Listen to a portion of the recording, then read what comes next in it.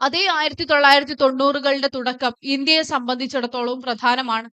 ഇന്ത്യയുടെയും ചരിത്രത്തെ ഇതുപോലൊരു വര വരച്ച് രണ്ടാക്കാൻ പറഞ്ഞാൽ സ്വതന്ത്ര ഇന്ത്യയിൽ വര വരക്കുന്നത് 1990കളുടെ തുടക്കത്തിലാണ്. ആ 90കളുടെ തുടക്കത്തിലാണ് ഇന്ത്യയിൽ ബാബരി മസ്ജിദ് ഡിമോളിഷൻ ഉണ്ടാവുന്നത്. ബാബരി മസ്ജിദ് എന്ന് പേരായ ഒരു പള്ളി പൊളിക്കപ്പെടുകയും കുറെ അധികം തീവ്രവാദികൾ ചേർന്ന് പൊളിക്കപ്പെടുകയും അതിനുശേഷം ഉണ്ടാവുന്ന കുറെ സംഭവ വികാസങ്ങൾ ഉണ്ടാവുന്നത്. ഇന്ന് പഹൽഗാമിൽ ഇങ്ങനെ ഒരു തീവ്രവാദി ആക്രമണം ഉണ്ടായതിനു ശേഷം നമ്മൾ കേൾക്കുന്ന ആക്രോശവും ആ 92-ൽ തുടങ്ങിയ വലിയ ഒരു പരമ്പരയുടെ തുടർച്ചയാണ്. പറഞ്ഞു വരാൻ ആഗ്രഹിക്കുന്നത്, ഈ 990കൾ കഴിഞ്ഞ് 2025-ൽ എത്തി നിൽക്കുമ്പോ ഈ രണ്ട് രാജ്യങ്ങളും എങ്ങനെയാണ് മാറിയത് എന്ന്. വലിയ യുദ്ധം ഉണ്ടാവുകയും എല്ലാം നശിച്ചു നമ്മൾ വിചാരിക്കുകയും ചെയ്തിടത്ത് നിന്ന് കുവൈത്ത് പോലൊരു രാജ്യം ഉയർത്തെഴുന്നേൽക്കുകയാണ് ഉണ്ടായത്. ഇന്ന് കാണുന്ന സൗകര്യങ്ങളിലേക്ക്, സാമ്പത്തിക അഭിവൃദ്ധിയിലേക്ക്, ലോകത്തിന്റെ ഭൂപടത്തിൽ എഴുതി ചേർക്കാൻ പറ്റുന്ന ഒരു രാജ്യത്തിന്റെ പേരായിക്കൊണ്ട് കുവൈത്ത് ഉയർത്തെഴുന്നേറ്റു. അത് ആ പുറത്തു നിന്നുള്ള ചില ശക്തികളുടെ ആക്രമണമായിരുന്നു. ഇന്ത്യയെ സംബന്ധിച്ചിടത്തോളം 990കൾ ആഭ്യന്തരമായ ചില കക്ഷികളുടെ ആക്രമണത്തിന്റെ വർഷമായിരുന്നു. രാജ്യത്തിന്റെ ഉള്ളിൽ നിന്ന് തന്നെയുള്ള ചില മനുഷ്യർ രാജ്യത്തെ മുറിവേൽപ്പിച്ച് യുദ്ധസമാനമായ ഒരു സാഹചര്യം ഉണ്ടാക്കിയ കാലം, ആ രാജ്യത്തെ മനുഷ്യരെ ഹിന്ദുവെന്നും മുസ്ലിം എന്നും വിഭജിച്ച കാലം, ആ വിഭജിച്ച കാലത്തിൽ നിന്ന് 2025 പോലെ 30 വർഷം ഇങ്ങോട്ട് വരുമ്പോൾ രാജ്യം വീണ്ടും വീണ്ടും വീണ്ടും ഭിന്നിച്ചുകൊണ്ടിരിക്കുകയാണ്. പ്രശ്നങ്ങൾ നേരിട്ടുകൊണ്ടിരിക്കുകയാണ്. എവിടെയോ നടന്ന എന്തെങ്കിലും ഒരു വെടിവെപ്പിന്റെയോ അല്ലെങ്കിൽ ഭീഷണിയുടെയോ പേര് പറഞ്ഞ് ഇന്ത്യയിലെ മുസ്ലിങ്ങൾ വീണ്ടും വീണ്ടും വേട്ടയാടപ്പെട്ടുകൊണ്ടിരിക്കുകയാണ്. നമ്മള് വലിയ അഹങ്കാരത്തോട് ലോകത്തെ ടെക്നോളജിക്കൽ ഇന്നോവേഷനെ കുറിച്ച് പറഞ്ഞുകൊണ്ടിരിക്കുമ്പോൾ ഇന്ത്യയിൽ പശുവിന്റെ ചാണകം തേച്ച AC വേണ്ട എന്ന് പറയുന്ന പ്രൊഫസർമാരുണ്ടായിക്കൊണ്ടിരിക്കുകയാണ്. ഞാൻ എന്റെ രാജ്യത്തെ ഡിഫെയിം ചെയ്തുകൊണ്ട് സംസാരിക്കുകയല്ല. പക്ഷേ ദൗർഭാഗ്യവശാൽ നമ്മൾ പുറകിലേക്ക് പോയിക്കൊണ്ടിരിക്കാൻ നിർബന്ധിതരാവുകയാണ്. പ്രിയമുള്ള സ്ത്രീകളെ, KMCC എന്താണ് എന്ന് നിങ്ങളെ ഞാൻ പരിചയപ്പെടുത്തേണ്ടതില്ല എന്ന് ഞാൻ വിശ്വസിക്കുകയാണ്. കാരണം ഏറ്റവും മനോഹരമായിക്കൊണ്ട് നമുക്കെല്ലാവർക്കും വാക്കുകൊണ്ട് വിവരിക്കാൻ പറ്റുന്നതിന്റെ അങ്ങേ പുറത്ത് ഏറ്റവും മനോഹരമായി വിഷ്വലുകൾ കൊണ്ട് എന്താണ് കുവൈറ്റിൽ ഇക്കഴിഞ്ഞ 50 വർഷത്തോളം KMCC ചെയ്തു വെച്ചത് എന്നിവിടെ ഒരു പ്രസന്റേഷൻ നിങ്ങളോട് സംസാരിക്കുകയുണ്ടായി. സോഷ്യൽ സെക്യൂരിറ്റി സ്കീം കൊണ്ട്, വീടുണ്ടാക്കാനുള്ള നന്മ പോലെയുള്ള പദ്ധതികൾ കൊണ്ട്, ഇനി അങ്ങോട്ട് ആലോചിക്കുന്ന പദ്ധതികൾ കൊണ്ട് എന്താണ് KMCC എന്ന് അടയാളപ്പെടുത്തൽ ഉണ്ടായി. എനിക്ക് ഏറ്റവും ഇഷ്ടപ്പെട്ടത്, ഒരുപാട് കഴിഞ്ഞ കാലങ്ങളിൽ കുവൈറ്റിലെ KMCC ചെയ്ത ഒരുപാട് പ്രവർത്തനങ്ങളെ കുറിച്ച് എടുത്തു പറഞ്ഞപ്പോ ഭാവി പരിപാടികളെ കുറിച്ച് കൂടി അതിൽ പറയുകയുണ്ടായി. നമ്മുടെ കൂട്ടത്തിലുള്ള കുട്ടികളുടെ വിദ്യാഭ്യാസത്തിന് വേണ്ടി നമ്മൾ ഇൻവെസ്റ്റ് ചെയ്യാൻ പോകുന്നു എന്ന്. KMCCയുടെ മെമ്പർമാരുടേതും അല്ലാത്തതുമായ വിദ്യാർത്ഥികളുടെ പഠനത്തിന് ഏത് തരത്തിലുള്ള സിവിൽ സർവീസ് എന്നൊക്കെയാണ് എടുത്തു പറഞ്ഞിട്ടുള്ളത്. ഞാൻ എപ്പോഴും അതിശയത്തോടെ ആലോചിക്കാറുണ്ട്, ഈ നാട്ടിൽ ജീവിച്ചു വളരുന്ന ഒരു കുട്ടിക്ക് നമ്മുടെ നാട്ടിലെ സിവിൽ സർവീസ് ഇത്ര ആകർഷകമായ ഒരു തൊഴിലായി അനുഭവപ്പെടുമോ എന്ന്. കാരണം അതിനേക്കാൾ സാലറി സ്കെയില് കൊണ്ട് നമുക്ക് ഒരുപാട് വാഗ്ദാനങ്ങൾ ചെയ്യാൻ പറ്റുന്ന ഒരു നാട്ടിലാണ് നമ്മൾ ജീവിക്കുന്നത്, അല്ലെങ്കിൽ നിങ്ങൾ ജീവിച്ചുകൊണ്ടിരിക്കുന്നത്. അവിടെയുള്ള ഒരു കുട്ടിയോട് വരൂ, നാട്ടിലെ സിവിൽ സർവീസിന്റെ ഭാഗമാവാം, നമുക്ക് തൊഴിൽ എന്നതിനപ്പുറത്തേക്ക് ജീവിതം കൊണ്ട് തന്നെ ചെയ്യാനാവുന്ന കുറെ നന്മകളുണ്ട്, തൊഴിൽ ആ നന്മ തന്നെ ആക്കി മാറ്റാം, അതിന് നിങ്ങൾ ഈ സർവീസിന്റെ ഭാഗമാവുക എന്നൊക്കെ പറഞ്ഞാൽ അതിന് താല്പര്യം വരുമോ എന്ന് കുറച്ചു കാലം മുമ്പ് എനിക്കും ആശങ്കയുണ്ടായിരുന്നു. പക്ഷേ ഇപ്പോൾ GCCയിലെ തന്നെ വിവിധ രാജ്യങ്ങളിൽ പോകുമ്പോൾ KMCCയുടെ നേതൃത്വത്തിൽ വളരെ ആക്റ്റീവ് ആയിക്കൊണ്ട് ഇത്തരത്തിലുള്ള പരിപാടികൾ സംഘടിപ്പിക്കപ്പെടുന്നതായി കണ്ടു. അങ്ങനെയുള്ള സ്വപ്നം കാണാൻ നമുക്ക് വലിയൊരു ഒരു മാർഗദീപമായി മുന്നിൽ യഥാർത്ഥത്തിൽ ഞങ്ങൾ പെരിന്തൽമണ്ണക്കാരുടെ പ്രിയപ്പെട്ട MLA നജീബ് കാന്തപുരത്തിന്റെ ക്രിയ എന്ന് പറയുന്ന പ്രോജക്റ്റ് കൂടിയുണ്ട് എന്ന് പലയിടത്തു നിന്നും മനസ്സിലാക്കാൻ സാധിക്കാറുണ്ട്. നമ്മുടെ ഒരു MLA, നമ്മുടെ ഒരു ജനപ്രതിനിധി തെരഞ്ഞെടുക്കപ്പെട്ട നാട്ടിൽ ഒരു സിവിൽ സർവീസ് ഇൻസ്റ്റിറ്റ്യൂട്ട് സ്ഥാപിക്കുകയും വർഷാവർഷം അതിൽ നിന്ന് പങ്കെടുത്ത കുട്ടികൾ, ഏറ്റവും മികച്ച മാർക്കോട് കൂടി സർവീസിന്റെ ഭാഗമാവുകയും ചെയ്യുന്നത് കാണുമ്പോൾ എന്തുകൊണ്ട് നമുക്കും പറ്റൂല എന്ന് നമുക്കും തോന്നും. നമ്മൾ സ്വപ്നം കാണുന്ന അല്ലെങ്കിൽ ഈ പുതിയ കാലം ആഘോഷിക്കുന്നത് പോലെ ആറക്ക ശമ്പളമോ അല്ലെങ്കിൽ പണം കൊണ്ട് തിട്ടപ്പെടുത്താവുന്നതോ അല്ല. അതിനപ്പുറത്തേക്ക് മൂല്യം കൊണ്ടുകൂടി അടയാളപ്പെടുത്തേണ്ടതാണ് വിദ്യാഭ്യാസം എന്ന തോന്നല് ഈ ലക്ഷറിയിൽ ജീവിക്കുന്ന അല്ലെങ്കിൽ നമ്മുടെ നാട്ടിലെ സാഹചര്യത്തിൽ നിന്ന് വിഭിന്നമായി ജീവിക്കുന്ന ഈ കുട്ടികൾക്ക് ഉണ്ടാവുന്നു. അതിന് ഈ രക്ഷിതാക്കൾ മുൻകൈ എടുക്കുന്നു, അതിന് KMCC മുൻകൈ എടുക്കുന്നു എന്ന് പറയുന്നത് വലിയ രസമുള്ളൊരു മാറ്റമാണ്. അങ്ങനെ രസമുള്ള മാറ്റങ്ങളുടെ കാലത്ത് എംപവർമെന്റ് എന്ന് പറയുന്നത്, ശാക്തീകരണം എന്ന് പറയുന്നത് ഓരോ ആളുകളിലേക്കും നടന്നു ചെന്ന് തൊട്ടുണർത്തി ഉണ്ടാക്കേണ്ടതാണ് എന്ന് KMCC മനസ്സിലാക്കുന്ന ഒരു കാലത്താണ് നമ്മൾ ഉദയം ചെയ്യുന്നത്. നമ്മൾ ഇല്ലായിരുന്നു എന്നല്ല ഞാൻ പറയുന്നത്. KMCCയുടെ പരിപാടികളിൽ വളരെ ആക്റ്റീവായിട്ട് പങ്കെടുത്തുകൊണ്ടിരിക്കുന്ന കുറെ ആളുകൾ എന്റെ മുന്നിൽ ഇരിക്കുന്നുണ്ട്. പക്ഷെ അതിനപ്പുറത്തേക്ക് എല്ലാ കാലത്തും കേൾവിക്കാരാവുക എന്നതിനപ്പുറത്തേക്ക് അഭിപ്രായം പറയുന്ന, തീരുമാനങ്ങൾ എടുക്കുന്ന ബോഡിയിൽ പ്രഷർ പോയിന്റ് ആവുന്ന ആളുകളായിക്കൊണ്ട് നമുക്ക് മാറാൻ സാധിക്കുന്ന ഒരു കാലമാണ്.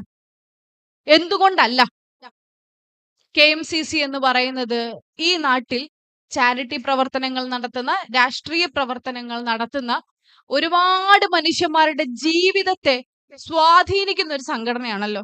നമുക്ക് സംശയമില്ലാത്തൊരു കാര്യമല്ലേ അത്? പ്രത്യേകിച്ച് ഇവിടെ കാണിച്ച പ്രവർത്തനങ്ങൾ എന്നതിനപ്പുറത്തേക്ക് കുറച്ചു കാലങ്ങൾക്ക് മുൻപ് കോവിഡ് പോലെ ഒരു മഹാമാരി ലോകത്തെ മുഴുവൻ കാർന്നു തിന്നാൻ വന്നപ്പോ നമ്മളത് വ്യക്തമായി കണ്ടിട്ടുള്ളതാണ്. കോവിഡ് പോലെ വലിയൊരു അസുഖം ഉണ്ടാവുകയും ലോകം അന്താളിച്ചു നിൽക്കുകയും ചെയ്ത സമയത്ത് ലോകത്തിന്റെ വിവിധ ഭാഗങ്ങളിൽ നമ്മുടെ പ്രത്യേകിച്ച് ഗൾഫ് രാജ്യങ്ങൾ കേന്ദ്രീകരിച്ചും മറ്റും KMCCയുടെ പ്രവർത്തകർ ഉണ്ടാക്കിയിട്ടുള്ള ഒരു പ്രവർത്തന മാതൃക വിവിധ രാജ്യങ്ങൾ അഭിനന്ദിച്ചിട്ടുള്ളതാണ്. വിവിധ രാജ്യങ്ങളിലെ അതോറിറ്റികൾ അവരുടെ സഹായം തേടിയത് നമ്മൾ കണ്ടിട്ടുള്ളതാണ്. അസുഖബാധിതനായ ഒരു മനുഷ്യന്റെ അടുത്തേക്ക് പോകാൻ മടിച്ചു നിൽക്കുകയോ അറപ്പ് തോന്നുകയോ ചെയ്യുന്ന സമയത്ത് KMCCക്കാരത് ഏറ്റെടുത്തു. ഒരു മനുഷ്യൻ അനുഭവിക്കുന്ന ഒറ്റപ്പെടലിന്റെ ആഴം മനസ്സിലാക്കിക്കൊണ്ട് അവരിലേക്ക് സാന്ത്വനമായി നടന്നെത്തുകയും ഭക്ഷണമായി നടന്നെത്തുകയും ചികിത്സാ സഹായമായി എത്തുകയും ചെയ്തുകൊണ്ട് KMCC ലോകത്തെ തന്നെ വിസ്മയിപ്പിച്ചിട്ടുണ്ട്. ഒരു പരിധിവരെ അണ്ടർ റേറ്റഡ് ആയിട്ടുള്ള നമ്മളെ വാരിയേഴ്സ് ആണ്, നമ്മുടെ പോരാളികളാണ് KMCCയുടെ ഇത്തരത്തിലുള്ള പ്രവർത്തകർ എന്ന് പറയുന്നതിൽ തെറ്റില്ല. അത്തരത്തിൽ അവർ എത്തിച്ചേർന്നിട്ടുള്ള കുറെ ജീവിതങ്ങളുണ്ട്. ഇന്നും നാട്ടിൽ വിദേശ രാജ്യത്ത് ഒരാൾ മരിച്ചു എന്ന് വാർത്ത വരുമ്പോ അല്ലെങ്കിൽ അയാൾക്ക് എന്തെങ്കിലും ഒരു പ്രയാസം നേരിടുന്നു എന്ന വാർത്ത വരുമ്പോ അത് മുസ്ലിം ലീഗുകാരനാവണമെന്നില്ല. പക്ഷേ നമ്മൾ എല്ലാവരും KMCCയുമായി ബന്ധപ്പെടാൻ താല്പര്യപ്പെടും. നാട്ടിലുള്ള ഈ രാഷ്ട്രീയ പാർട്ടിയിൽ വിശ്വസിക്കാത്ത, ഇതിനെ നിരന്തരമായി എതിർക്കുന്ന കുറെ ആളുകൾ വരെ വന്നുകൊണ്ട് KMCCയുടെ സഹായം ലഭിക്കുമോ എന്ന് ചോദിക്കാറുണ്ട്. അഥവാ വളരെ എസ്റ്റാബ്ലിഷ്ഡ് ആയിട്ടുള്ള ഒരു സംഘടനയാണ് KMCC എന്ന് അഡ്മിറ്റ് ചെയ്യുന്നതിൽ തെറ്റില്ല. ഇന്നു മുതൽ അതിന്റെ ഭാഗമായിക്കൊണ്ട് വളരെ ആക്റ്റീവായിട്ട് പ്രവർത്തിക്കാനുള്ള ഒരു സാഹചര്യം നമുക്കും കൂടി വരുവാണ്. KMCCയുടെ ഭാഗമാവുക എന്ന് പറഞ്ഞാൽ വിശാലമായി നിങ്ങൾ മുസ്ലിം ലീഗിന്റെ കൂടി ഭാഗമാവുകയാണ്. ജീവിതത്തിന്റെ വിവിധ ഭാഗങ്ങളിൽ നിന്ന് വരുന്ന, വിവിധ തൊഴിൽ മേഖലകളിൽ നിന്ന് വരുന്ന, വിവിധങ്ങളായ വീട്ടിലെ സാഹചര്യങ്ങളിൽ നിന്ന് വരുന്ന കുറെ പെണ്ണുങ്ങളാണ് ഇവിടെ കൂടിയിട്ടുള്ളത്. നമ്മൾ മുസ്ലിം ലീഗിന്റെ കൂടി ഭാഗമാണ്. നിങ്ങൾ KMCCന്റെയും ഒരു മെമ്പർഷിപ്പ് എടുക്കാൻ പോവാണല്ലോ. ഈ മെമ്പർഷിപ്പ് എടുക്കുന്നതോട് കൂടിയിട്ട് നിങ്ങൾക്ക് എക്സ്ട്രാ കിട്ടുന്ന ബോണസ് അല്ലെങ്കിൽ യഥാർത്ഥത്തിൽ അത് നിങ്ങൾ മുസ്ലിം ലീഗിന്റെ കൂടി ഭാഗമാവുന്നു എന്നുള്ളതാണ്. മുസ്ലിം ലീഗിന്റെ ഭാഗമാവുന്നു എന്ന് പറയുന്നത് അത്ര ഭയങ്കര അട്രാക്റ്റീവ് ആയ ഒരു ഓഫർ ആണോ എന്ന് ചോദിച്ചാൽ 100% അത് ഭയങ്കര അട്രാക്റ്റീവ് ആയിട്ടുള്ള ഒരു ഓഫർ ആണെന്ന് എനിക്ക് പറയാൻ പറ്റും. ഞാൻ അതിന്റെ ഭയങ്കര സ്പോക്ക് പേഴ്സൺ ആണ് എന്നതുകൊണ്ടോ ഞാൻ അതിന്റെ ഭാഗമായി പ്രവർത്തിക്കുന്നു എന്നതുകൊണ്ടോ അല്ല അത്. ഞാൻ ചരിത്രം മനസ്സിലാക്കുന്ന, വർത്തമാനത്തിൽ ജീവിക്കുന്ന, ഭാവിയിൽ പ്രതീക്ഷയുള്ള ഒരു സാധാ മനുഷ്യ സ്ത്രീയാണ് എന്നതുകൊണ്ട് നിങ്ങൾ മുസ്ലിം ലീഗിന്റെ ഭാഗമാവുന്നു എന്ന് പറയുന്നത് നിങ്ങളുടെ ജീവിതത്തിന്റെ ഒരു അപ്ഡേഷൻ പോയിന്റ് കൂടി ആയിരിക്കും എന്നെനിക്ക് പറയാൻ സാധിക്കും. ആ മുസ്ലിം ലീഗിന്റെ കൂടി ഭാഗമാവുകയാണ് നമ്മൾ. ഒരു പക്ഷേ നിങ്ങൾ ഓരോരുത്തരും പ്രതിനിധാനം ചെയ്യുന്ന ഒരു സ്വത്വം ഉണ്ടല്ലോ, ഒരു നാടുണ്ടല്ലോ, ഒരു സമുദായമുണ്ടല്ലോ. നമ്മൾ ഈ കണ്ട ലക്ഷറി ഒക്കെ സ്വപ്നം കാണുന്നതിന് മുൻപേ നമ്മൾ എത്തിച്ചേരുമെന്ന് നമ്മൾ നമ്മളെക്കുറിച്ച് വിചാരിച്ച പോയിന്റുകളിലേക്ക് നമ്മൾ സ്വപ്നങ്ങൾ നിശ്ചയിക്കുന്നതിന് മുൻപേ ഈ സമുദായത്തെ അതിലേക്ക് നടത്തണമെന്ന് നിർബന്ധ ബുദ്ധിയോടുകൂടി പ്രവർത്തിച്ച ദീർഘവീക്ഷണമുള്ള കുറെ നേതാക്കന്മാരുടെ പാർട്ടിയാണ് മുസ്ലിം ലീഗ്. ദീർഘവീക്ഷണമുള്ള കുറെ നേതാക്കന്മാരുടെ പാർട്ടിയാണ് മുസ്ലിം ലീഗ്. നിങ്ങൾക്കറിയാമായിരിക്കും, ഒരു പക്ഷേ മുസ്ലിം ലീഗിന്റെ ഏതെങ്കിലും ഒരു വേദിയിൽ പങ്കെടുത്തിട്ടുള്ള ഒരാളാണ് എന്റെ മുന്നിൽ ഇരിക്കുന്നതെങ്കിൽ നിങ്ങൾ സ്ഥിരമായി കേട്ടിട്ടുള്ള ഒരു കഥയുണ്ടാവും. പണ്ടൊരിക്കൽ ഏതാണ്ട് KMCC ഒക്കെ ഇന്നാട്ടിൽ രൂപം കൊള്ളുന്ന കാലത്ത് നാട്ടില് CH മുഹമ്മദ് കോയയും CD സാഹിബും ഒക്കെ വലിയ സ്വപ്നങ്ങൾ കാണുകയും അവര് ഞങ്ങളുടെ സമുദായത്തിൽ നിന്നൊരു പെൺകുട്ടിയെ സ്കൂളിൽ പോകുന്ന കാലത്തെ ഓർത്ത് കണ്ണുനീര് പൊഴിക്കുകയും ചെയ്ത കഥ. ഏതോ പെൺകുട്ടികൾ സ്കൂളിൽ പോണു, അത് കാണുമ്പോ നമുക്ക് വിഷമം തോന്നാ. ഇന്റെ മനുഷ്യന്മാരെ കൂട്ടത്തുനിന്ന് ഒരു കുട്ടി പോലും സ്കൂളിൽ പോകാൻ പറ്റുന്നതായിട്ടില്ലല്ലോ, ഇവര് പോകുന്നൊരു കാലം ഉണ്ടാവണല്ലോ എന്ന് ആഗ്രഹിക്കുക. ആഗ്രഹം കണ്ണീരായി പുറത്തു വരിക. ഈ കഥ നമ്മൾ കേൾക്കാത്തവരായില്ല. അന്ന് ആഗ്രഹിക്കുമ്പോ കണ്ണീര് പുറത്തു വരാൻ മാത്രം തീക്ഷ്ണമായ ഒരു ആഗ്രഹമാണത്. നടക്കൂല എന്ന് തോന്നുന്ന ഒരു ആഗ്രഹമാണത്. ഇന്ന് നമ്മൾ നിൽക്കുന്നത് 2025-ലാണ്. 2025 നമ്മുടെ നാട്ടിൽ ഒരു സെൻസസ് എടുത്ത് നോക്കുകയാണെങ്കിൽ ക്യാമ്പസുകൾ ഭരിച്ചുകൊണ്ടിരിക്കുന്നത് പെൺകുട്ടികളാണ്. നിങ്ങൾക്ക് അനുഭവം ഉണ്ടാവും. ക്യാമ്പസുകൾ ഭരിച്ചുകൊണ്ടിരിക്കുന്നത് എന്ന് ഞാൻ പൂർണ്ണാർത്ഥത്തിൽ പറഞ്ഞുകൊണ്ടിരിക്കുക. അവരുടെ പ്രാതിനിധ്യം കൊണ്ട്, അവരുടെ ഇടപെടൽ കൊണ്ട്, കലാസാംസ്കാരിക മേഖലയിലുള്ള അവരുടെ ഇടപെടൽ കൊണ്ടൊക്കെ ക്യാമ്പസ് പെൺകുട്ടികൾ നിറഞ്ഞു ഭരിച്ചുകൊണ്ടിരിക്കുക. ഈ ട്രെൻഡ് ഇന്നോ ഇന്നലെയോ തുടങ്ങിയതല്ല. അന്ന് മുതലുള്ള നിരന്തരമായ പ്രവർത്തനത്തിന്റെ ഫലമായിക്കൊണ്ട് നമുക്ക് കുറച്ചു കാലങ്ങളായി അച്ചീവ് ചെയ്യാൻ പറ്റിയതാ. പക്ഷേ ആ ക്യാമ്പസ് നിറഞ്ഞു കവിഞ്ഞ പെൺകുട്ടികൾ പെട്ടെന്നൊരു ദിവസം അപ്രത്യക്ഷരാവുന്ന ഒരു കാഴ്ച കൂടി നമുക്ക് കാണേണ്ടി വരുന്നു. നന്നായി പഠിക്കുന്ന, നന്നായി കവിത എഴുതുന്ന, നന്നായി മുദ്രാവാക്യം വിളിക്കുന്ന ഒരു പെൺകുട്ടി പെട്ടെന്നൊരു ദിവസം കാണാനില്ലാതാവുന്നു. ആരോ പിടിച്ചുകൊണ്ടുപോയതൊന്നും അല്ലേ, കാണാനില്ലാണ്ടായി പോകുന്നത് ഈ മേഖലകളിൽ നിന്നാണ്. നിരന്തരമായി ഇത്തരത്തിലുള്ള ഇടപെടൽ നമ്മുടെ ഉള്ളിൽ ഉണ്ടാവണമെന്ന തോന്നലിൽ നിന്നാണ്. ചിലപ്പോൾ ജീവിതത്തിൽ തിരക്കിലായി പോയതുകൊണ്ടാവും, ചിലപ്പോൾ തൊഴിലിൽ തിരക്കിലായി പോയതുകൊണ്ടാവും, നിങ്ങളെപ്പോലെ മറ്റൊരു രാജ്യത്ത് വന്ന് ജീവിതം കെട്ടിപ്പടുക്കാനുള്ള തിരക്കിലായിരിക്കും. പക്ഷേ പടച്ചോൻ കുറച്ച് പൊട്ടൻഷ്യൽ തന്ന് പടച്ച പടപ്പണിങ്ങളൊക്കെ പടച്ചോന് വെറുതെ പരീക്ഷണത്തിന് വേണ്ടി ഉണ്ടാക്കിയ സാധനമൊന്നുമല്ല. കുറച്ചധികം പൊട്ടൻഷ്യൽ തന്ന് നിർമ്മിച്ച മനുഷ്യരാണ് നിങ്ങളൊക്കെ. നിങ്ങളുടെ ഒക്കെ ഉള്ളില് ഭയങ്കരമായ ഒരു ശക്തിയുണ്ട്. ആ ശക്തിക്ക് മൂർച്ച കൂട്ടാൻ ഉതകുന്ന വിദ്യാഭ്യാസം നിങ്ങൾക്ക് കിട്ടിയിട്ടുണ്ട്. സാമൂഹിക സാഹചര്യങ്ങൾ നിങ്ങൾക്ക് കിട്ടിയിട്ടുണ്ട്. പക്ഷേ നമ്മൾ അപ്രത്യക്ഷരായി തുടരാൻ താല്പര്യപ്പെടുന്നു. നമുക്ക് നമ്മളെ കാര്യങ്ങൾ മാത്രം നോക്കാനുള്ള സമയം കിട്ടുന്നുള്ളൂ എന്ന പരാതിയിലേക്ക് നമ്മൾ ചുരുങ്ങുന്നു. അവിടെയാണ് നമ്മുടെ മുന്നിൽ ചോദ്യം വരുന്നത്. യഥാർത്ഥത്തിൽ എനിക്ക് ഇതിന്റെയൊക്കെ ആവശ്യമുണ്ടോ? യഥാർത്ഥത്തിൽ എനിക്ക് ഇതിന്റെ ഒരു ആവശ്യമുണ്ടോ എന്നുള്ള ചോദ്യം, പ്രത്യേകിച്ച് പ്രവാസ ലോകത്ത് ജീവിതം കെട്ടിപ്പടുത്തുകൊണ്ടിരിക്കുന്ന സ്ത്രീകളെ സംബന്ധിച്ചിടത്തോളം ഒരുപാടധികം ഉത്തരവാദിത്വങ്ങൾ അവരുടെ ഉള്ളിലുണ്ട്. അവരുടെ ഒരു സ്റ്റേഷൻ വിട്ടു പോകാൻ പറ്റാത്തൊക്കെ കുറെ പ്രശ്നങ്ങളുണ്ട്. പക്ഷേ ഇതിന്റെ ഒരു ആവശ്യം എനിക്കുണ്ടോ ഇല്ലേ എന്നുള്ള ഒരു തീർച്ച നിങ്ങളുടെ ഉള്ളിലുണ്ടെങ്കിലേ നിങ്ങൾ മുസ്ലിം ലീഗിന്റെയോ KMCCയുടെയോ മെമ്പർഷിപ്പ് എടുക്കുകയോ പരിപാടിയിൽ കൂടുകയോ ഇതിനുവേണ്ടി സമയം കൊല്ലുകയോ ചെയ്തിട്ട് കാര്യമുള്ളൂ എന്നാണ് ഞാൻ വിശ്വസിക്കുന്നത്. നിങ്ങൾക്ക് ഇതിന്റെ ഒക്കെ ആവശ്യമുണ്ടോ? ഒരു സ്ത്രീ ഏതെങ്കിലും തരത്തിൽ എക്സൽ ചെയ്യണമെന്ന് പറയുന്നത് നിർബന്ധാണോ? ഒരു സ്ത്രീ അവളുടെ കുടുംബത്തെ ഏറ്റവും മനോഹരമായി നോക്കുക മാത്രം ചെയ്തുകൊണ്ട് പോയി കഴിഞ്ഞാൽ, അല്ലെങ്കിൽ അവരുടെ മുഴുവൻ സമയവും ഈ പറഞ്ഞ നമ്മള് കാലാകാലം ചെയ്തു വരുന്ന ഒരു തൊഴിൽ രീതിയിലേക്ക് മാത്രം കൊടുത്ത് ജീവിച്ചു വന്നാൽ എന്താ പ്രശ്നം? അവിടെ എനിക്ക് നിങ്ങളുടെ മുന്നിൽ കുറച്ച് ഉദാഹരണങ്ങൾ വെക്കേണ്ടതുണ്ട്. കുറച്ച് കഥകളാണ്, കുറച്ച് ജീവിതങ്ങളാണ്, കുറച്ച് മനുഷ്യരാണ്. ഒരു സ്ത്രീ അവൾക്ക് വേണ്ടി ഉയർന്നു നിന്നാൽ, ഒരു സ്ത്രീ അവൾക്കൊപ്പമുള്ള മനുഷ്യർക്ക് വേണ്ടി ഉയർന്നു നിൽക്കാൻ തീരുമാനിച്ചാൽ, ഒരു സ്ത്രീ ആത്മവിശ്വാസത്തോടുകൂടി ജീവിക്കാൻ തീരുമാനിച്ചാൽ, ഈ ലോകത്ത് സംഭവിക്കാനിടയുള്ള മാറ്റങ്ങളെ കുറിച്ച് സൂചിപ്പിക്കണമെങ്കിൽ എനിക്ക് നിങ്ങളെ കുറച്ച് മനുഷ്യരുടെ ജീവിതത്തിലേക്ക് കൊണ്ടുപോകണം. ഈ പറഞ്ഞ പോലെ അത് ചെറിയ കഥകളാണ്. നിങ്ങളൊരു പക്ഷേ ഹലീമ ബീവിയെ കുറിച്ച് കേട്ടിട്ടുണ്ടാകും. ഹലീമ ബീവി കേരള മുസ്ലിം സ്ത്രീകളുടെ ചരിത്രത്തിൽ നമുക്ക് ഒന്നാമതായി എണ്ണാവുന്ന ഒരു ചരിത്രത്തിന്റെ പേരാണ്. ഹലീമ ബീവി 20-ാം വയസ്സിൽ പ്രസാധകയായ ഒരു സ്ത്രീയാണ്. ഹലീമ ബീവി അവരുടെ നാട്ടിലും കേരളത്തിൽ ഉടനീളം നടന്നും സംസാരിച്ചും സ്ത്രീകളുടെ കൂട്ടായ്മ സംഘടിപ്പിച്ചൊരു സ്ത്രീയാണ്. മുസ്ലിം ലീഗിന്റെ തിരുവല്ല താലൂക്ക് സെക്രട്ടറിയായി പ്രവർത്തിച്ച ശക്തിയായ ഒരു സ്ത്രീയാണ്. പക്ഷെ ഈ ഹലീമ ബീവിയെ ഒരു പരിധി വരെയെങ്കിലും നമുക്ക് പരിചയമുണ്ടാവാൻ ഇടയുണ്ട്. ഈ പറഞ്ഞ കണക്കെ ഒരു കാലത്ത് വൈക്കം മുഹമ്മദ് ബഷീറിന്റെയൊക്കെ എഴുതപ്പെട്ട കൃതികൾ പ്രസിദ്ധീകരിക്കാൻ ഹലീമ ബീവിയെ കാത്തു നിൽക്കുമായിരുന്നു അത്രേ. എന്നുവെച്ചാൽ നമ്മൾ ആഘോഷിക്കപ്പെടുന്ന വലിയ എഴുത്തുകാരില്ലേ, ഇവരൊക്കെ പ്രസിദ്ധീകരിച്ചു വന്നിരുന്നത് ഹലീമ ബീവിയുടെ ഒക്കെ പ്രസിദ്ധീകരണത്തിലായിരുന്നു. ഇങ്ങനെ ഭയങ്കര ശക്തിയായ ഒരു സ്ത്രീയെ നമുക്ക് ചരിത്രത്തിൽ കാണാൻ പറ്റും.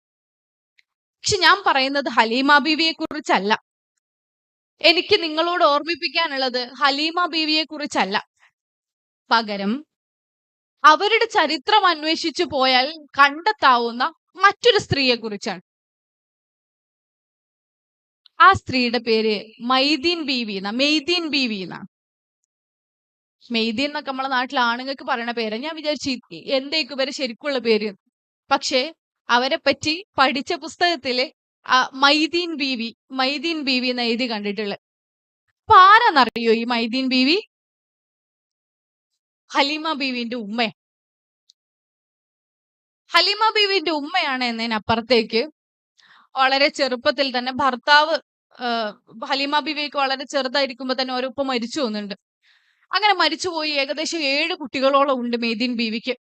മെയ്തീൻ ബീവി ജീവിക്കുന്ന കാലത്ത് ഒരുപാട് തിട്ടൂരങ്ങൾ ഉണ്ടായിരുന്നു. പ്രത്യേകിച്ച് മുസ്ലിം സ്ത്രീകളെ സംബന്ധിച്ചിടത്തോളം അവര് എഴുത്ത് പഠിക്കാൻ പാടില്ല, അവര് മാളികപ്പുറത്തിരിക്കാൻ പാടില്ല, അവരെ നൂൽപ്പ് മാത്രം പഠിപ്പിച്ചാൽ മതി, അവരെ സൂറത്തുന്നൂറ് മാത്രം പഠിപ്പിച്ചാൽ മതി എന്നൊക്കെയുള്ള പ്രസംഗങ്ങൾ അന്ന് നിരന്തരമായിട്ട് ഉണ്ടാവുമായിരുന്നു. അഥവാ സ്കൂളിലേക്ക്, പള്ളിക്കൂടത്തിലേക്ക് കുട്ടികളെ വിടണ്ടെന്ന് പറയും. അങ്ങനെ വിട്ടാല് അത് മോശമാണെന്ന് പറയും. അങ്ങനെ പറയുന്ന കാലത്ത് മെയ്തീൻ ബീവി ധൈര്യത്തോടു കൂടി ഒരു തീരുമാനം എടുത്തു. എന്റെ കുട്ടികളെ ഞാൻ പഠിപ്പിക്കും. മെയ്തീൻ ബീവി എന്ന് പറയുന്ന സ്ത്രീ ധൈര്യത്തോടു കൂടി എടുത്തൊരു തീരുമാനം, എന്റെ കുട്ടികളെ ഞാൻ പഠിപ്പിക്കുന്ന. അതുണ്ടാവാൻ, അങ്ങനെ ഒരു തീരുമാനം, ധൈര്യം ഉണ്ടാവാൻ ഒരു കാരണമുണ്ട്. നന്നായി വായനാശീലമുള്ളൊരു സ്ത്രീ ആയിരുന്നു മെയ്തീൻ ബീവി എന്ന് പറയുന്നത്. നന്നായി വായനാശീലമുള്ള, അത്യാവശ്യ ലോകത്തെക്കുറിച്ച് ധാരണയുള്ള ഒരു സ്ത്രീ അവരുടെ കുഞ്ഞുങ്ങളെ പഠിപ്പിക്കാൻ തീരുമാനിച്ചു. എല്ലാവരും അവർക്കെതിരെ നിന്നു. പക്ഷെ വീണ്ടും അവരുടെ ഓരോ പെൺകുഞ്ഞുങ്ങളെയും അവർ സ്കൂളിൽ അയച്ച് പഠിപ്പിച്ചു. ആ പഠിപ്പിച്ചത് കൊണ്ട് മാത്രം, അന്ന് മെയ്തീൻ ബീവി കാണിച്ച ധൈര്യം കൊണ്ട് മാത്രം മെയ്തീൻ ബീവിക്ക് കൃത്യമായ വായനയും അറിവും അവരവരെ കുറിച്ചുള്ള ബോധ്യവും ഉണ്ടായിരുന്നു എന്നതുകൊണ്ട് മാത്രം ഒരു ഹലീമ ബീവി ഉണ്ടായി. നമുക്ക് ആഘോഷിക്കപ്പെടുന്ന പേരുകൾക്ക് പുറകിലുള്ള സ്ത്രീകളെ കുറിച്ച് ചിലപ്പോൾ അറിയില്ല. ഒരൊറ്റ മെയ്തീൻ ബീവി സ്വന്തം ബോധ്യത്തിൽ ജീവിക്കാൻ തുടങ്ങിയപ്പോ, ധൈര്യത്തിൽ ജീവിക്കാൻ തുടങ്ങിയപ്പോ പിറന്നത് പിന്നീട് ചരിത്രമാണ്. ഒറ്റ മെയ്തീൻ ബീവിയുടെ മാത്രം കഥയല്ല. ഇന്ന് കാണുന്ന ഓരോ സ്ത്രീകളിലും, ഓരോ മനുഷ്യരിലും നമുക്ക് ഇങ്ങനെ കുറെ സ്ത്രീകളുടെ ഇൻഫ്ലുവൻസ് കാണാൻ പറ്റും, അവരുടെ ധൈര്യം കാണാൻ പറ്റും. ഇന്ത്യയിലെ പ്രതിപക്ഷ പാർട്ടികളെ മുഴുവൻ നയിച്ചുകൊണ്ട്, ഇന്ത്യയിലെ പ്രധാനമന്ത്രിക്ക് ഏറ്റവും വലിയ വെല്ലുവിളിയായിക്കൊണ്ട് ഏറ്റവും ഉച്ചത്തിൽ മനോഹരമായ രാഷ്ട്രീയം പറയുന്ന ഒരു മനുഷ്യനാണ് രാഹുൽ ഗാന്ധി. അദ്ദേഹത്തിന്റെ സഹോദരി പ്രിയങ്ക ഗാന്ധി വയനാട് MP ആയിക്കൊണ്ട് ഇന്ന് പാർലമെന്റിൽ ഇരിക്കുന്നുണ്ട്. വളരെ കരുത്തുള്ള 2 രാഷ്ട്രീയ പ്രവർത്തകരാണ്. രാഹുൽ ഗാന്ധിയും പ്രിയങ്ക ഗാന്ധിയും അറിയാത്ത ആൾക്കാരില്ലല്ലോ.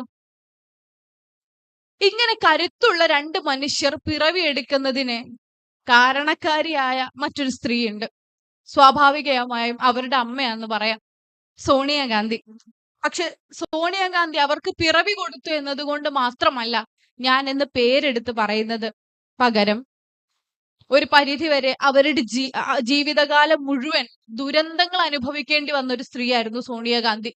നമ്മൾ ഇന്ന് കാണുന്ന ഒരു സാരിയൊക്കെ ഉടുത്തിട്ട് കുറച്ച് തലയൊക്കെ നരച്ചിട്ട് ആളുകളോട് സംസാരിക്കുന്ന കണക്കെ ആയിരുന്നില്ല. അവര് വിവാഹം ചെയ്ത് ഇന്ത്യയിലേക്ക് വന്ന കാലം, ഇറ്റലിയിൽ ജനിച്ചു വളർന്ന ഒരു പെൺകുട്ടി വിവാഹം ചെയ്ത് ഇന്ത്യയിലേക്ക് വരികയും പിന്നീട് അവർ നേരിടേണ്ടി വരുന്ന ദുരന്തങ്ങളും ചെറുതല്ല. അവരുടെ അമ്മായിയമ്മ 10-17 വെട്ടേറ്റ് മരിക്കുന്നത് കണ്ടിട്ടുണ്ട് ഈ സ്ത്രീ. എന്തുകൊണ്ട്? രാഷ്ട്രീയത്തിൽ പ്രവർത്തിച്ചതുകൊണ്ട്, ജനങ്ങളെ സേവിച്ചതുകൊണ്ട്. സ്വന്തം ഭർത്താവിനെ എടുക്കാൻ ഒരു കഷ്ടമില്ലാത്ത രൂപത്തിൽ ചിന്നിച്ചിതറിയ മൃതദേഹമായി കാണേണ്ടി വന്നിട്ടുണ്ട് ഇതേ സോണിയാഗാന്ധിക്ക്. എന്തുകൊണ്ട്? രാഷ്ട്രീയത്തിൽ പ്രവർത്തിച്ചതുകൊണ്ട്, ജനങ്ങൾക്ക് വേണ്ടി സംസാരിച്ചതുകൊണ്ട്, അവരുടെ നന്മ ആഗ്രഹിച്ചതുകൊണ്ട്. രാഷ്ട്രീയം എന്ന് പറയുന്നത് വളരെ അപകടകാരിയായ ഒരു ഗെയിമാണ് എന്ന് മനസ്സിലാക്കാൻ അവർക്ക് ജീവിതത്തിൽ ഒരുപാട് ഉദാഹരണങ്ങൾ ഉണ്ടായിരുന്നു. ജീവിതത്തിൽ നിന്ന് തെന്നി മാറി നടക്കാമായിരുന്നു. പക്ഷേ 2 പതിറ്റാണ്ടിലധികം കോൺഗ്രസിനെ നയിച്ചുകൊണ്ട് ഇന്ത്യയിൽ ഏറ്റവും ശക്തിയുള്ള സ്ത്രീകളുടെ ഒരു മുഖമായിക്കൊണ്ട് സോണിയാഗാന്ധി നിലനിന്നു. അവർ അവർക്ക് വേണ്ടിയാണ് നിലനിന്നത്. അവർ അവരുടെ ശരികൾക്ക് വേണ്ടിയാണ് നിലനിന്നത്. അതുകൊണ്ട് തന്നെ രാഹുൽ ഗാന്ധിയും പ്രിയങ്ക ഗാന്ധിയും മനോഹരമായി രാഷ്ട്രീയം സംസാരിക്കുന്ന മനുഷ്യരായി വളർന്നു. അവർക്ക് അവരുടെ ബോധ്യങ്ങൾ ഉണ്ടായാൽ മതി. ആ ബോധ്യങ്ങൾ കുറേയധികം മനുഷ്യരെ സൃഷ്ടിക്കും. ആ 2 ആളുകളെ സൃഷ്ടിക്കുന്നല്ല ഞാൻ പറഞ്ഞത്. സോണിയാഗാന്ധി ഒരു പരിധി വരെ ഇൻഫ്ലുവൻസ് ചെയ്യാത്തൊരു പെൺകുട്ടിയും ഇന്ത്യയുടെ ചരിത്രത്തിൽ ഇന്ന് ജീവിച്ചിരിക്കാനിടയില്ല എന്ന് ഞാൻ വിചാരിക്കുന്നു. ഇത്രയധികം അപകടങ്ങൾ ഉണ്ടായിട്ടും അതേ രാഷ്ട്രീയത്തിൽ നിൽക്കുന്നുവെങ്കിൽ സോണിയക്ക് കാരണം ഒന്നേ ഉള്ളൂ, ജീവിതത്തിൽ ഒരു ലക്ഷ്യമുണ്ട് എന്ന തോന്നൽ. ഞാൻ തിരഞ്ഞെടുക്കപ്പെട്ടവളാണ് എന്ന തോന്നൽ. അത് ആ സ്ത്രീക്ക് ഇല്ലായിരുന്നുവെങ്കിൽ അന്ന് അവസാനിക്കുമായിരുന്നു പലതും. നമുക്ക് കേൾക്കാൻ ചരിത്രങ്ങൾ ഇല്ലാതെ പോകുമായിരുന്നു. പലരുടെയും ജീവിതത്തിൽ ഉണ്ട് ഇങ്ങനെയൊന്ന്. ഇങ്ങനെ ഒരാൾ അല്ലെങ്കിൽ ഒന്നിലധികം ആളുകൾ നമ്മൾ കേട്ടിട്ടുള്ള കഥകളിൽ ഒന്നാണ് അലി സഹോദരന്മാരുടേത്. മൗലാന ഷൗക്കത്ത് അലിയുടെയും മൗലാന മുഹമ്മദ് അലി ജൗഹറിന്റെയും കഥ. ഇന്ത്യയിൽ സ്വാതന്ത്ര്യ സമരം കൊടുമ്പിരി കൊള്ളുന്ന കാലത്ത് ഖിലാഫത്ത് പോലെയുള്ള സമരങ്ങളൊക്കെ മുന്നിൽ നിന്ന് നയിച്ച 2 ആളുകളാണ്. അവരുടെ ഉമ്മ എന്ന പേരിലാണ് ബി ഉമ്മയെ നമുക്ക് പരിചയം. അബാദി ബാനു ബീഗം എന്ന് പറയുന്ന പേരായ ബി ഉമ്മയെ നമുക്ക് പരിചയം ഷൗക്കത്ത് സഹോദരന്മാരുടെ ഉമ്മ എന്ന പേരിലാണ്. പക്ഷെ അതിനപ്പുറത്തേക്ക് സ്വാതന്ത്ര്യ സമരത്തിൽ സജീവമായി പങ്കെടുത്തൊരു സ്ത്രീയാണവർ. സ്വാതന്ത്ര്യ സമരത്തിൽ സജീവമായി പങ്കെടുക്കുകയും പൊരുതാൻ ആഹ്വാനം ചെയ്യുകയും ചെയ്തൊരു സ്ത്രീയാണവർ. അങ്ങനെ ഒരു അബാദി ബാനു ബീഗം ബി ഉമ്മ ഉണ്ടായത് കൊണ്ട് മാത്രം ഒരു പരിധിവരെ നമുക്ക് ശക്തരായ അലി സഹോദരന്മാരെ കിട്ടിയിട്ടുണ്ടാകും. ഇങ്ങനെ ചരിത്രത്തിൽ നമുക്ക്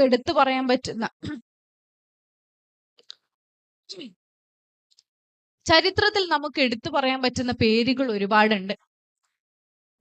ഞാൻ പറഞ്ഞു വരുന്നത് ഒരു ചെറിയ കാര്യത്തിലേക്കാ. ഞാൻ പറയാൻ ശ്രമിക്കുന്നത് ഒരു ചെറിയ കാര്യം മാത്രമാണ്. ഞാൻ എൻ്റെ ജീവിതം മനോഹരമായി ജീവിക്കുന്നു എന്ന കേവലമായ സാറ്റിസ്ഫാക്ഷൻ അപ്പുറത്തേക്ക് ഓരോ പടപ്പും ചിന്തിക്കേണ്ടുന്ന ഒരു കാര്യമുണ്ട്. പ്രത്യേകിച്ച് ഓരോ മനുഷ്യ സ്ത്രീയും ചിന്തിക്കേണ്ടുന്ന ഒരു കാര്യമുണ്ട്. ഞാൻ കേവലമായ ജീവിതം ജീവിച്ച് തീർത്ത് മരിച്ചു പോവേണ്ട ഒരാളല്ല. പകരം നിങ്ങൾ ഓരോരുത്തരും ഒരു നിയോഗവുമായി സൃഷ്ടിക്കപ്പെട്ടവരാണ്. ആ നിയോഗം എന്താണ് എന്ന് തിരിച്ചറിയുമ്പോഴാണ് നമ്മൾ കുറച്ചുകൂടി തെളിച്ചമുള്ള മനുഷ്യരാവുന്നത്. സ്ത്രീകളെ സംബന്ധിച്ചിടത്തോളം വളരെ കംഫർട്ടബിൾ ആയിട്ടുള്ള ഒരു ജീവിത സാഹചര്യം കൂടി ഉണ്ടെങ്കിൽ അതിൽ ചുരുണ്ടുകൂടി കഴിയാൻ നമ്മൾ ആഗ്രഹിക്കുന്നുണ്ട്. പക്ഷെ അതിനപ്പുറത്തേക്ക് നിങ്ങൾക്കൊക്കെ ചെയ്തു വെക്കാൻ ഒരുപാട് കാര്യങ്ങളുണ്ട്.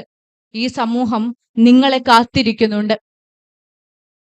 ഒരു പക്ഷേ കോവിഡ് കാലയളവിൽ തന്നെ ആയിരുന്നു തോന്നുന്നു ലോകത്തിലെ ഏറ്റവും മികച്ച ഭരണാധികാരികളെ കുറിച്ച് പഠിച്ച ഒരു ഓർഗനൈസേഷൻ റിപ്പോർട്ട് പറയുന്നത് ലോകത്ത് സ്ത്രീകളാൽ നയിക്കപ്പെടുന്ന രാജ്യത്ത് കുറച്ചുകൂടി നല്ല ഭരണം ഉണ്ടാവുന്നു എന്നാ. ഞാൻ ആണുങ്ങളെല്ലാരും മോശക്കാരാന്നൊന്നല്ല പറയുന്നത്. പക്ഷേ ആണും പെണ്ണും രണ്ടാണ്. ഈ രണ്ടിന്റെയും ഒരു കാര്യത്തെ കൈകാര്യം ചെയ്യുന്ന രീതിയും രണ്ടാണ്. സ്ത്രീകൾക്ക് കുറച്ചുകൂടി മനുഷ്യന്മാരുടെ ഉള്ളു മനസ്സിലാക്കിക്കൊണ്ട് വളരെ എംപത്തറ്റിക്കലായിക്കൊണ്ട് ഒരു കുടുംബത്തെ എങ്ങനെയാണോ ലീഡ് ചെയ്യുന്നത് അത്ര തന്നെ മനോഹരമായ ഒരു രാജ്യത്തെയും ലീഡ് ചെയ്യാൻ പറ്റും, നയിക്കാൻ പറ്റും. അങ്ങനെ നയിക്കാൻ അവസരം കിട്ടിയാൽ ഏറ്റവും മനോഹരമായി നയിക്കാൻ കെൽപ്പുള്ള മനുഷ്യരാണ് നമ്മള്. അങ്ങനെ ചില സ്ത്രീകൾ ഉണ്ടായത് കൊണ്ട് മാത്രം ചരിത്രം നമ്മളെ വീണ്ടും വീണ്ടും ഓർമ്മിപ്പിക്കാറുണ്ട്, നിങ്ങൾക്ക് തുടർച്ചകൾ ഉണ്ടാവണമെന്ന്. നിങ്ങൾ ഇവിടെ നിന്നു പോവേണ്ടവരല്ല എന്ന് ചരിത്രം ഓർമ്മിപ്പിക്കാറുണ്ട്. പക്ഷേ ചരിത്രം ഓർക്കാതെ സ്വന്തം സൗകര്യങ്ങളിൽ പൊതച്ചു മൂടിക്കിടക്കാൻ നമ്മൾ ഏതൊക്കെ കാലത്ത് തീരുമാനിക്കുന്നുവോ അപ്പോഴൊക്കെ ഒരു സാധാരണ ജനത എന്നോണം നമ്മൾ ജീവിക്കുകയും മരിക്കുകയും ചെയ്യും. പക്ഷെ അതിനപ്പുറത്തേക്ക് ചരിത്രം ഓർക്കുകയും വർത്തമാനത്തിൽ നിൽക്കുകയും ഭാവിയെക്കുറിച്ച് സ്വപ്നം കാണുകയും ചെയ്താൽ അതിനുള്ള അവസരത്തെ ഏറ്റവും മനോഹരമായി വിനിയോഗിച്ചാൽ നമുക്കിവിടെ മാജിക് സൃഷ്ടിക്കാൻ പറ്റും, വിസ്മയങ്ങൾ ഉണ്ടാക്കാൻ പറ്റും. ആ വിസ്മയത്തിലേക്കാണ് വീണ്ടും ഞാൻ പറയുന്നു KMCC നിങ്ങളെ സ്വാഗതം ചെയ്യുന്നത്. നമ്മുടെ കൂട്ടത്തിൽ വീടില്ലാത്തവർക്ക് വീടുണ്ടാക്കി കൊടുക്കുന്നു എന്ന് പറയുന്ന പോലെ തന്നെ പ്രധാനമാണ് ഒറ്റപ്പെട്ടു പോയ മനുഷ്യർക്ക് ജീവിതം ഉണ്ടാക്കി കൊടുക്കുന്നു എന്ന് പറയുന്നത്. ഇനി കുവൈത്ത് KMCC അല്ലെങ്കിൽ ഇപ്പോൾ കുവൈത്ത് KMCC ഏറ്റെടുത്ത് നടത്തുന്ന പ്രവർത്തനങ്ങളിൽ ഒന്ന് ജോലി സംബന്ധമായ കാര്യങ്ങളാണ് എന്ന് കാണാൻ സാധിച്ചു. നമ്മുടെ നാട്ടിൽ അഭ്യസ്ത വിദ്യരായ നമ്മൾ ഈ പറഞ്ഞ പോലെ ക്യാമ്പസുകൾ ഭരിച്ചുകൊണ്ടിരിക്കുന്ന ഒരുപാട് പെൺകുട്ടികൾ ഉണ്ടല്ലോ. അവരുടെ കാലിബറിന് പലപ്പോഴും നമുക്ക് ഉപയോഗപ്പെടുത്താൻ സാധിക്കാതെ പോവാറുണ്ടല്ലോ. അത് ഉപയോഗിക്കാൻ കൂടി ഇത്തരത്തിലുള്ള പദ്ധതികൾ കൊണ്ട് സാധിക്കുമെന്നാണ് ഞാൻ മനസ്സിലാവുന്നത്. കാരണം ഇന്ന് നമ്മൾ ഒരു കമ്മിറ്റി ഉണ്ടാക്കുകയും അതിന് കുറെ ഭാരവാഹികളെ തെരഞ്ഞെടുക്കുകയും ചെയ്തപ്പോ അതിൽ പ്രസിഡന്റ് ഒരു ഡോക്ടറാണ്, സെക്രട്ടറി ഒരു വക്കീലാണ്, ട്രഷറർ മറ്റൊരു മനോഹരമായ പഠനം പൂർത്തിയാക്കി ബികോം മൈക്രോബയോളജിസ്റ്റ് ആയിട്ട് വർക്ക് ചെയ്തുകൊണ്ടിരിക്കുന്ന ആളാണ്. അഥവാ നമുക്ക് ഭയങ്കര പ്രൗഡായിട്ട് പ്രസന്റ് ചെയ്യാൻ പറ്റുന്ന കുറെ മനുഷ്യന്മാര് നമ്മുടെ കൂട്ടത്തിലുണ്ട്.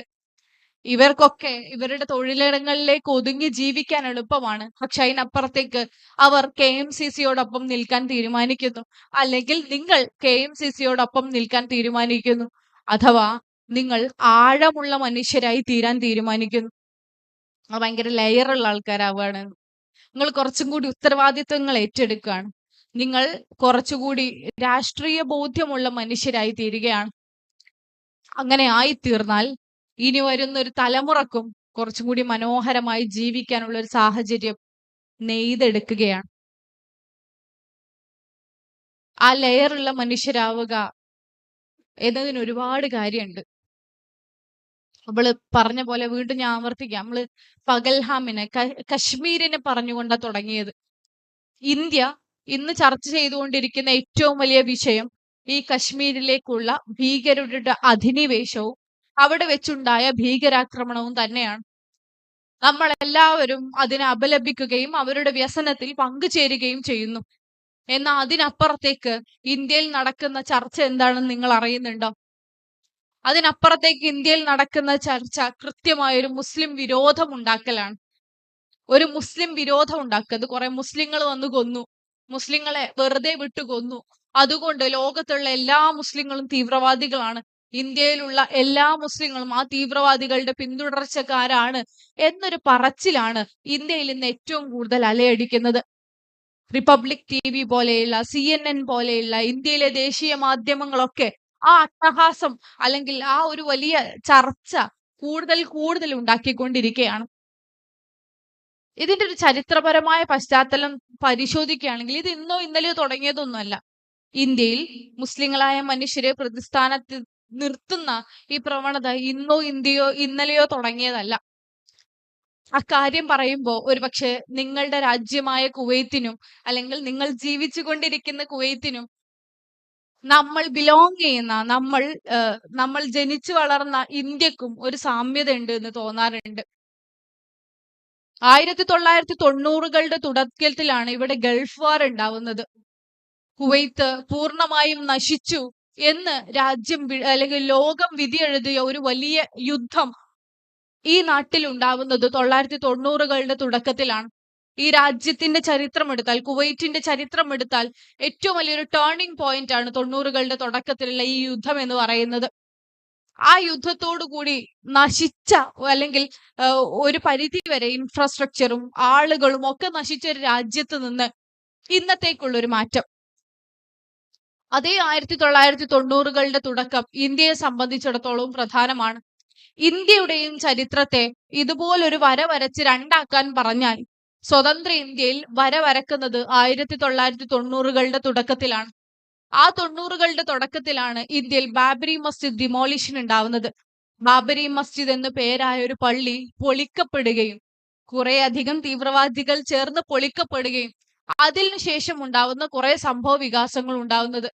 ഇന്ന് പഹൽഗാമിൽ ഇങ്ങനെ ഒരു തീവ്രവാദി ആക്രമണം ഉണ്ടായതിനു ശേഷം നമ്മൾ കേൾക്കുന്ന ആക്രോശവും ആ 92ൽ തുടങ്ങിയ വലിയ ഒരു പരമ്പരയുടെ തുടർച്ചയാണ്.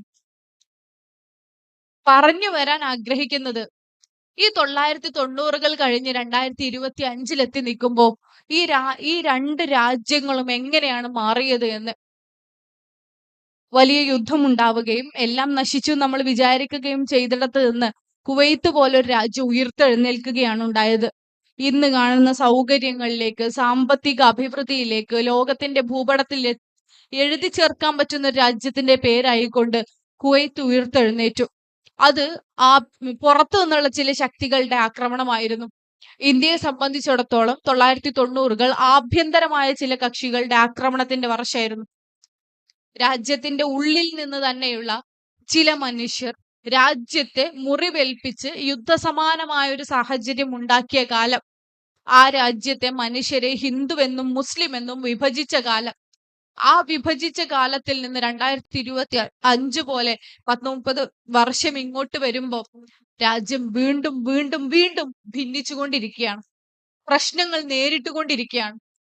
എവിടെയോ നടന്ന എന്തെങ്കിലും ഒരു വെടിവെപ്പിന്റെയോ അല്ലെങ്കിൽ ഭീഷണിയുടെയോ പേര് പറഞ്ഞ് ഇന്ത്യയിലെ മുസ്ലിങ്ങൾ വീണ്ടും വീണ്ടും വേട്ടയാടപ്പെട്ടുകൊണ്ടിരിക്കുകയാണ്. നമ്മള് വലിയ അഹങ്കാരത്തോട് ലോകത്തെ ടെക്നോളജിക്കൽ ഇന്നോവേഷനെ കുറിച്ച് പറഞ്ഞുകൊണ്ടിരിക്കുമ്പോൾ ഇന്ത്യയിൽ പശുവിന്റെ ചാണകം തേച്ച AC വേണ്ട എന്ന് പറയുന്ന പ്രൊഫസർമാരുണ്ടായിക്കൊണ്ടിരിക്കുകയാണ്. ഞാൻ എന്റെ രാജ്യത്തെ ഡിഫെയിം ചെയ്തുകൊണ്ട് സംസാരിക്കുകയല്ല. പക്ഷേ ദൗർഭാഗ്യവശാൽ നമ്മൾ പുറകിലേക്ക് പോയിക്കൊണ്ടിരിക്കാൻ നിർബന്ധിതരാവുകയാണ്. അവിടെയാണ് മുസ്ലിം ലീഗിന്റെ രാഷ്ട്രീയം ഉള്ളിലുള്ള മനുഷ്യരായിക്കൊണ്ട് നമ്മൾ നിലനിൽക്കേണ്ടുന്നതിന്റെ പ്രസക്തിയെക്കുറിച്ച് ഞാൻ പറയുന്നത്. മുസ്ലിം ലീഗിന്റെ രാഷ്ട്രീയം ഉള്ളിലുണ്ടാകുമ്പോൾ, ഇതുപോലൊരു തീവ്രവാദി ആക്രമണം ഉണ്ടാകുമ്പോൾ രാജ്യത്ത് മുഴുവനുള്ള മാധ്യമങ്ങൾ ഇത്തരത്തിൽ വിഭജന രാഷ്ട്രീയം സംസാരിക്കുമ്പോൾ ഇതേത് മതത്തിന്റെ പേരിലാണ് എന്ന് നിങ്ങൾ പറഞ്ഞാലും ഇത് മതത്തിന്റെ പേരിലല്ല ഈ ആക്രമണം നടക്കുന്നത്. തീവ്രവാദി ആക്രമണത്തിന്, മനുഷ്യനെ കൊല്ലുന്ന പ്രത്യയശാസ്ത്രത്തിന് അക്രമത്തിന്റെ മതം മാത്രമേ ഉള്ളൂ.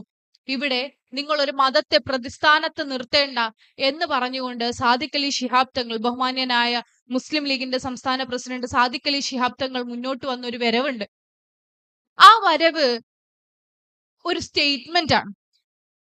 ആളുകളോട് മതം പറഞ്ഞ് ഭിന്നിപ്പിക്കാൻ നോക്കുമ്പോൾ, ആളുകളുടെ ഉള്ളിൽ വെറുപ്പ് ഉൽപ്പാദിപ്പിക്കാൻ നോക്കുമ്പോൾ അങ്ങനെയല്ല. ഇതിനെ നമ്മൾ സമീപിക്കേണ്ടത്, നമ്മുടെ ചുറ്റിലുമുള്ള ഓരോ വാർത്തയെയും നമ്മൾ സമീപിക്കേണ്ടത് കേവല വൈകാരികത കൊണ്ടല്ല, പകരം പ്രായോഗികത കൊണ്ടാണ്, അണ്ടർസ്റ്റാൻഡിങ്, മനസ്സിലാക്കൽ കൊണ്ടാണ് എന്ന് പറയുന്നതാണ് ഞാൻ ഈ പറഞ്ഞ രാഷ്ട്രീയം എന്ന് പറയുന്നത്. അത് വളരെ ബുദ്ധിമുട്ടുള്ള കാര്യമാണ്, പക്ഷെ നമ്മളെ ജീവിതം വളരെ എളുപ്പമാക്കുന്ന ഒരു കാര്യമാണ്. സാദിഖ് അലി തങ്ങൾ പറഞ്ഞ സ്റ്റേറ്റ്മെന്റ് ആണ് ഇക്കാലത്ത് ഇന്ത്യയിൽ ഏറ്റവും വാലിഡ് ആയിട്ടുള്ള ഒരു സ്റ്റേറ്റ്മെന്റ്. ആരെ ആക്രമിച്ചോ അവർ അക്രമത്തിന്റെ മതം ഉൾക്കൊള്ളുന്ന മനുഷ്യരാണ്. അങ്ങനെയുള്ളവരെ നമ്മൾ അടുപ്പിക്കണ്ടെന്ന് വിഭാഗീയത പറയുന്നവരോട് നമുക്ക് പറയാനുള്ളത് ആ സ്റ്റേറ്റ്മെന്റ് ആണ്. നിങ്ങൾ എന്തിനെ കുറിച്ച് സംസാരിക്കണം എന്ന് ചോദിക്കുമ്പോൾ നമുക്ക് പഠനത്തെക്കുറിച്ചാണ് സംസാരിക്കാനുള്ളത്, നമുക്ക് ഭാവിയെ കുറിച്ചാണ് സംസാരിക്കാനുള്ളത്, നമുക്ക് നമ്മളെ തന്നെ അഭിവൃദ്ധിപ്പെടുത്തുന്നതിനെ കുറിച്ചാണ് സംസാരിക്കാനുള്ളത് എന്ന് പറയുന്ന ലീഗിന്റെ രാഷ്ട്രീയത്തെ കുറിച്ചാണ്. ആ രാഷ്ട്രീയം എന്താണ് എന്ന് കൂടി പറഞ്ഞുകൊണ്ട് ഞാൻ അവസാനിപ്പിക്കുകയാണ്. ആ രാഷ്ട്രീയം ഹോണറബിൾ എക്സിസ്റ്റൻസ് ആണ്, അഭിമാനകരമായ അസ്തിത്വമാണ്. അതാരോട് പറയുന്നു എന്ന് ചോദിച്ചാൽ അത് ന്യൂനപക്ഷത്തോട് പറയുന്നു എന്ന് ലീഗ് എളുപ്പത്തിൽ ഉത്തരം നൽകും. കുറച്ചുകൂടി വ്യക്തമായി പറഞ്ഞാൽ നമ്മൾ പറയുമ്പോൾ അത് നമ്മളോട് കൂടി പറയുന്നതാണ് എന്ന് അടിവരയിട്ടിട്ട് നമുക്ക് അവസാനിപ്പിക്കാൻ പറ്റും. സ്ത്രീകളോട് ലീഗ് ഓർമ്മിപ്പിക്കുകയാണ്, അഭിമാനകരമായ അസ്തിത്വത്തിൽ മുന്നോട്ടു പോകുന്ന മനുഷ്യരായിക്കൊണ്ട് മാറേണ്ടതുണ്ട്. സ്ത്രീകളോട് ലീഗ് രാഷ്ട്രീയം പറയുകയാണ്, അഭിമാനകരമായ അസ്തിത്വമുള്ള മനുഷ്യരായിക്കൊണ്ട് നിങ്ങൾ മാറേണ്ടതുണ്ട്. അടിമകളാവുക എന്നതല്ല നമ്മുടെ ദൗത്യം, അഭിപ്രായമില്ലാത്തവരാവുക എന്നതല്ല നമ്മുടെ ജീവിതം. ഏതെങ്കിലും തരത്തിൽ നമ്മുടെ കഴിവുകളെ മുഴുവൻ നശിപ്പിച്ച് കളഞ്ഞ് മടിയുടെ കരിമ്പടം പൊതച്ച് കംഫർട്ട്നെസ്സിനുള്ളിൽ ഉറങ്ങാനാണ് നമ്മൾ ആഗ്രഹിക്കുന്നതെങ്കിൽ അത് നിങ്ങളോടും നിങ്ങളുടെ പടച്ചവനോടും ചെയ്യുന്ന തെറ്റാണ് എന്നതാണ് ലീഗ് നിങ്ങളോട് ഓർമ്മിപ്പിക്കുന്ന രാഷ്ട്രീയം. നിങ്ങൾ അഭിമാനത്തോടു കൂടി നിങ്ങളുടെ സ്വത്വത്തെ ഉയർത്തിപ്പിടിക്കുന്ന മനുഷ്യരാവണം. ഏതാണ് ആ സ്വത്വം? നിങ്ങളൊരു മുസ്ലിമാണ്, അല്ലെങ്കിൽ നിങ്ങൾ ഏതെങ്കിലും വിശ്വാസിയാണ് എന്ന സ്വത്വം, നിങ്ങൾ ഒരു സ്ത്രീയാണ് എന്ന സ്വത്വം. ഇതുകൊണ്ട് ഞാൻ ജീവിതത്തിൽ എൻ്റെ ആഗ്രഹങ്ങളെ അടിയറവ് വെക്കേണ്ടതില്ല എന്ന ഓർമ്മപ്പെടുത്തൽ. ആ ഓർമ്മപ്പെടുത്തലാണ് മുസ്ലിം ലീഗ് രാഷ്ട്രീയമായിക്കൊണ്ട് നിങ്ങളോട് പറയുന്നത്. നിങ്ങൾ നിങ്ങളെ തന്നെ അഭിവൃദ്ധിപ്പെടുത്തുന്ന മനുഷ്യരാവുക എന്ന്. നിങ്ങൾ ചാരിറ്റി പ്രവർത്തനങ്ങൾ വേറെ ആരെങ്കിലും ചെയ്യട്ടെ എന്ന് വിചാരിച്ച് മാറി നിൽക്കുന്ന മനുഷ്യരാവുക എന്നുള്ളതല്ല. നിങ്ങളുടെ കയ്യിൽ അതിലുണ്ടാവുക, അതിന്റെ ആനന്ദം, അതിന്റെ സാറ്റിസ്ഫാക്ഷൻ, അതിന്റെ പറഞ്ഞ പോലെ അതിന്റെ ഒരു പ്രതിഫലം അനുഭവിക്കാൻ അർഹതയുള്ള മനുഷ്യരാവുക എന്ന് പറയുന്നത് നിങ്ങളുടെ ഹോണറബിൾ എക്സിസ്റ്റൻസ് ആണ്, അഭിമാനകരമായ ഒരു അസ്തിത്വമാണ്. നിങ്ങൾ സാമൂഹിക പ്രവർത്തനങ്ങളിൽ പങ്കാളിയാവുക എന്ന് പറയുന്നത് നിങ്ങളുടെ ജീവിതത്തെ തുറന്നിടലാണ്. വളരെ അടച്ചിടപ്പെട്ടൊരു ചെറിയ സാഹചര്യത്തിൽ ജീവിക്കുക എന്നതിനപ്പുറത്തേക്ക് നമ്മുടെ ജീവിതത്തെ തുറന്നിടാനാണ് നമ്മൾ ആഗ്രഹിക്കേണ്ടത്. ഏതിലേക്ക്? വെളിച്ചത്തിലേക്ക്, പ്രവർത്തനങ്ങളിലേക്ക്, കാരുണ്യത്തിലേക്ക്, സഹജീവി സ്നേഹത്തിലേക്ക്. ആ തുറന്നിടലാണ് നിങ്ങളുടെ രാഷ്ട്രീയം. ലീഗ് എല്ലാ കാലത്തും മനുഷ്യരോട് ആജ്ഞാപിക്കുന്നത്, അവരോട് പറഞ്ഞുകൊണ്ടിരിക്കുന്നത് ഈ രാഷ്ട്രീയമാണ്. അതിന്റെ തുടർച്ചയാവാൻ നിങ്ങൾ സഹോദരിമാരെ, നിങ്ങൾ നടന്നെടുക്കുക എന്ന പ്രഖ്യാപനമാണ് യഥാർത്ഥത്തിൽ കുവൈറ്റ് KMCC സംഘടിപ്പിച്ച വനിതാ വിങ്ങിന്റെ രൂപീകരണവും എംപവർമെന്റ് ക്യാമ്പയിനിന്റെ തുടർച്ചയും. അതിന് നിങ്ങൾ ഉണ്ടാവണം. നിങ്ങൾ ജീവിക്കുന്നത് മനോഹരമായ ഒരു പർപ്പസോട് കൂടിയാണ് എന്ന് മനസ്സിലാക്കുന്ന, നിങ്ങൾക്ക് ജീവിതത്തിൽ ചെയ്യാൻ ഒരുപാടുണ്ട് എന്ന് മനസ്സിലാക്കുന്ന, ആ ചെയ്യാനുള്ള വഴി ആയിക്കൊണ്ട് മുസ്ലിം ലീഗ് എന്ന് പറയുന്ന ഒരു പ്രസ്ഥാനം നിങ്ങളോടൊപ്പമുണ്ട്. വഴി ആയിക്കൊണ്ട് KMCC എന്ന് പറയുന്ന ഒരു പ്ലാറ്റ്ഫോം നിങ്ങൾക്കൊപ്പമുണ്ട് എന്ന് പറയുന്ന ഒരു ജീവിതത്തിലേക്കാണ് ഞങ്ങൾ, അല്ലെങ്കിൽ നമ്മൾ ഒരുമിച്ച് ഇനി മുതൽ നടന്നെടുക്കാൻ പോകുന്നത്.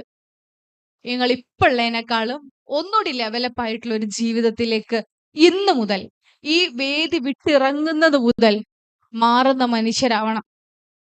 ആ ലെവലപ്പ് ചെയ്യാൻ മുസ്ലിം ലീഗിന്റെ പൊളിറ്റിക്സ് നിങ്ങളെ സഹായിക്കും. ഏത് സാഹചര്യത്തിലും അവനവനെ മനസ്സിലാക്കി പ്രതികരിക്കാൻ ബോധ്യമുള്ള മനുഷ്യരായിക്കൊണ്ട് നിങ്ങളെ മാറ്റിയെടുക്കാൻ മുസ്ലിം ലീഗിന്റെ രാഷ്ട്രീയം, KMCCയുടെ രാഷ്ട്രീയം നിങ്ങളെ സഹായിക്കും. അതിന് അവനവനെ തിരിച്ചറിയുക, അവനവനിലേക്ക് മാത്രം ചുരുങ്ങലല്ല ജീവിതം എന്നുകൂടി തിരിച്ചറിയുക.